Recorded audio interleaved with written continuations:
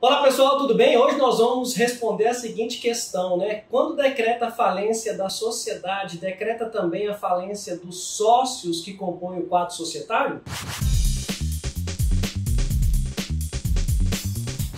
Bem, se você gostou do tópico que vamos falar aqui nesse vídeo, deixe o seu like, compartilhe esse conteúdo, faça parte aqui do canal do Direito Empresarial do professor José Humberto. O que eu vou trazer aqui nesse vídeo já foi objeto de algumas questões de concurso público, especialmente porque, com a reforma da lei de falência, nós tivemos a inclusão de um artigo extremamente importante. Então é novidade bacana, legal para todos vocês. Veja só, a lei de falência é a 11.101, já sabemos disso, sofreu uma reforma recente, agora em janeiro de 2021, e ela traz algo importante em relação à responsabilidade dos sócios de uma sociedade que teve a falência decretada. Em primeiro lugar, lembre que sociedade é uma pessoa jurídica, ela tem um CNPJ, ela tem personalidade jurídica, ela é uma pessoa jurídica distinta dos seus sócios.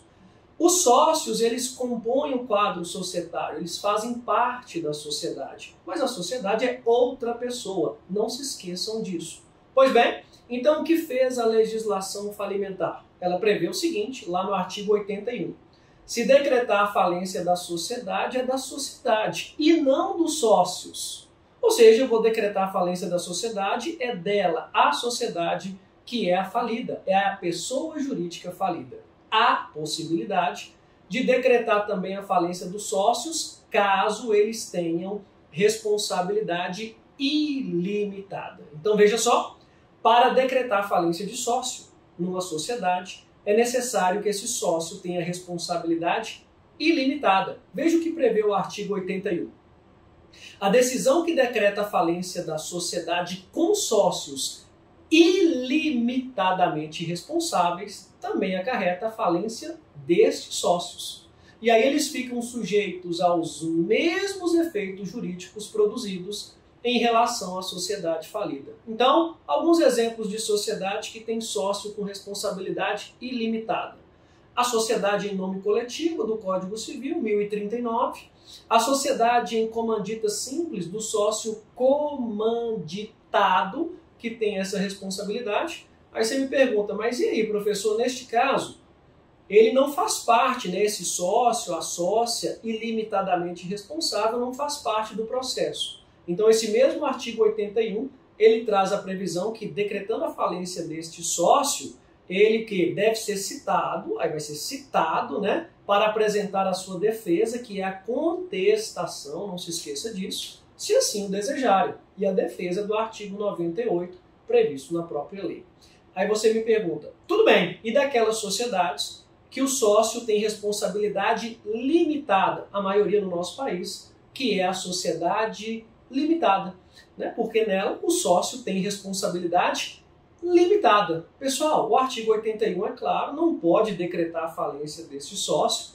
Inclusive, veja só, tivemos a inclusão do artigo 82A, olha o que ele prevê para não restar dúvida sobre isso, que é vedada a extensão da falência ou dos seus efeitos no todo ou em parte para os sócios de responsabilidade limitada e também aos controladores e aos administradores da sociedade falida. Então veja só, agora com essa inclusão do artigo 82A está claro, para não restar dúvida, de que o sócio, controlador, administrador de responsabilidade limitada não pode ter a falência decretada. E aí ficava a seguinte situação.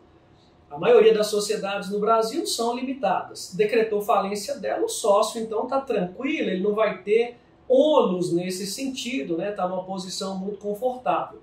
Esse mesmo artigo 82A traz uma ressalva, e aqui muito importante, que é possível, neste caso, mesmo não decretando a falência deste sócio de responsabilidade limitada, mas poderá ocorrer a desconsideração da personalidade jurídica, lá prevista no artigo 50 do Código Civil. Lembre que a desconsideração da personalidade jurídica é estender a responsabilidade da pessoa jurídica ao seu sócio, ao seu administrador, que se beneficiou com o abuso da personalidade jurídica. Resumindo, é a possibilidade de incluir ao sócio responsabilidade da sociedade.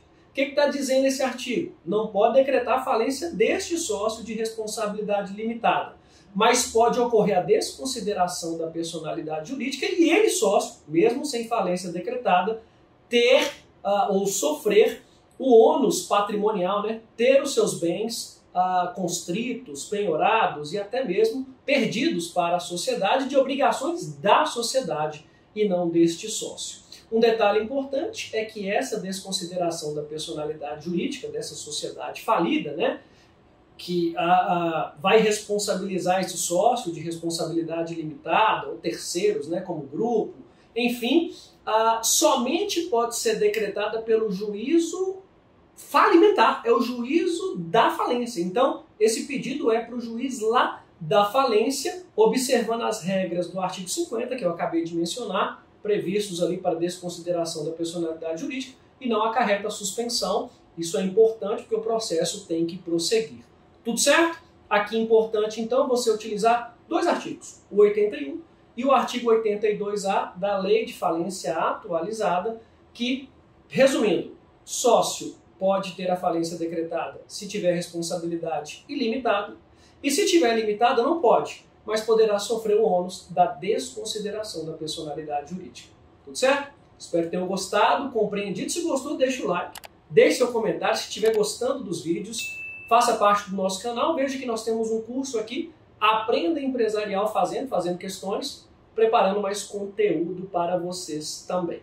Um grande abraço do professor José Humberto, sempre um prazer estar aqui com vocês. Valeu, pessoal!